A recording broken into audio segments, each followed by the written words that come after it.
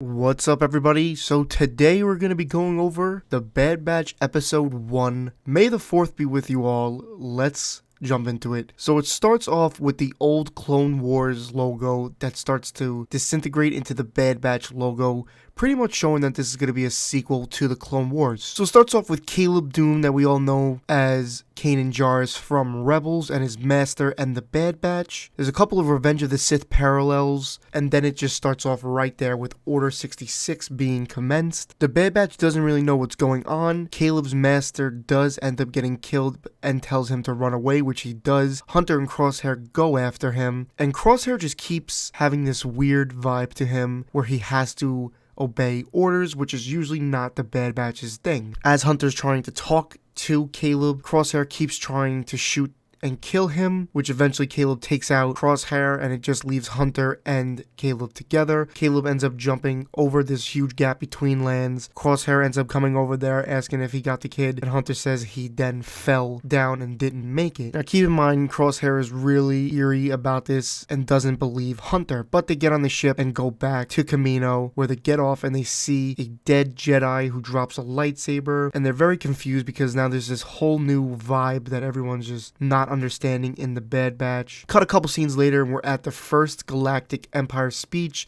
the same speech that was given in Revenge of the Sith from Palpatine. The whole Bad Batch is really confused about this. Then they meet Omega for a little bit. Tarkin arrives, and we cut to the cafeteria where, believe it or not, things actually start to go down. We end up seeing that all the clones are kind of not really happy with the Bad Batch. It seems to be something from the past too, where all the clones just didn't like the Bad Batch because the Bad Batch seemed to be used to this, but now they're a little more just mean to the Bad Batch. There ends up being a big food fight, and Echo gets knocked out by one of the trays. He wakes up being examined on, where he freaks out a little bit, and they are told by the probe droid that they're all genetically defective, which is not really a huge shock, but it explains why none of them executed Order 66 besides Crosshair, because their chips weren't really working, but Crosshair's kind of does a little bit. They then have a simulation that's going really well for them. It's an easy win for them until Tarkin orders them to use live rounds on the Bad Batch. We then see early versions of Dark Troopers. We later see them in The Mandalorian when,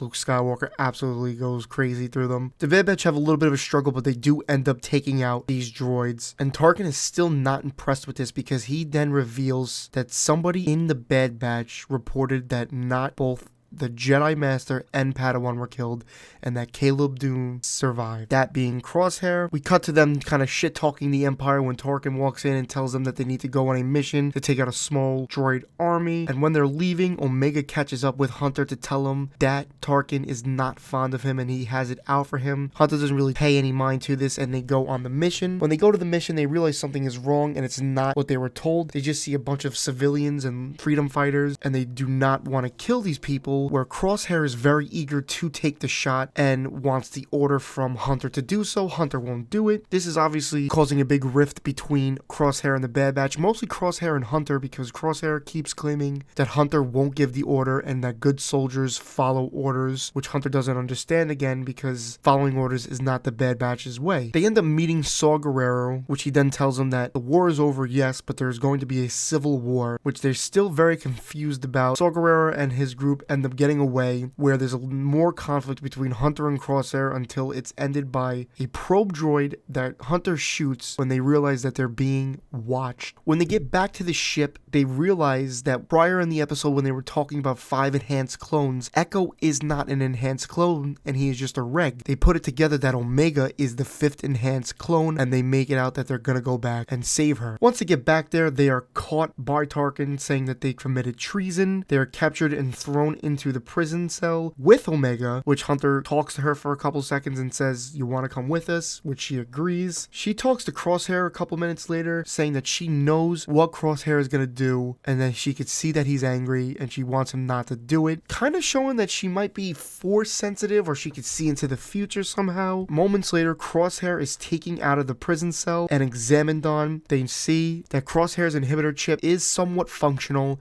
but not fully functional, which explains why he kind of doesn't completely execute Order 66. They end up fully enhancing his chip, and we cut back to Hunter and the Bad Batch in the cell, which they devise this plan to break out, which is successful. They try to escape, put all their gear back on, when they realize that Crosshair is now wearing Imperial armor and is after the Bad Batch. So now Crosshair is on the Imperial side. There's a little bit of a problem between Hunter and Crosshair, which ends in a shootout because Crosshair doesn't want them to leave. Omega takes a shot and shoots the gun out of Crosshair's hands. They end up getting away, and they say they have a place they want to go to see an old friend, which is going to lead into episode 2. I think it's going to be Captain Rex. I'm not 100% sure, but he was in the trailer, and it seems like most of what was in the trailer is already being shown in the first episode. So I'm thinking the first couple of episodes have everything in the trailer, which is something to point out that it will be the first time Echo and Rex are together since the first few episodes of Clone Wars Season 7. But let me know what you thought of this episode. I really enjoyed it. It was over an hour long, and I really liked it. Let me know what you think of it down in the comments. Please like, comment, and subscribe. I'll see everybody on the second breakdown of episode 2. Peace.